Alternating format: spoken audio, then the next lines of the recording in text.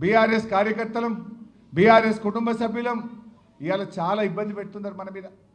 నిన్న కూడా గౌతమ్ను తీసుకుపోయి అరెస్ట్ చేసి రాత్రంతా పోలీస్ స్టేషన్లో పెడితే బీఆర్ఎస్ లీగల్ సెల్ అద్భుతంగా పోరాడి గౌతమ్ను బయటకు తీసుకొచ్చింది.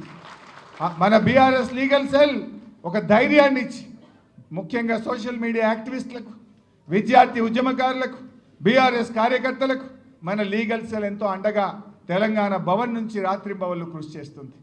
ఇవాళ ఇప్పటికే కేటీఆర్ గారు కూడా చెప్పి ఉన్నారు, ఎవడెవడైతే అధికారులు ఇవాళ ఎక్సెస్గా ప్రవర్తిస్తున్నారో మనం కూడా తప్పకుండా రెడ్ బుక్లో రాసి పెట్టండి, వాళ్ళకు తగిన గుణపాఠం చెప్తాం. అనవసరంగా అన్యాయంగా మా బీఆర్ఎస్ కార్యకర్తల్ని వేధించిన, అక్రమ కేసులు పెట్టిన దానికి తగిన మూల్యం చెల్లించుకోక తప్పదు.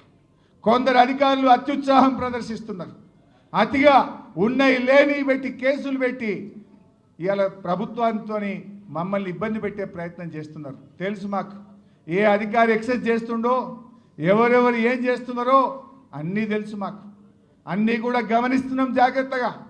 బిడ్డ జాగ్రత్తగా ఉండాలని చెప్పి నేను అధికారులందరినీ కూడా హెచ్చరిస్తా ఉన్నా.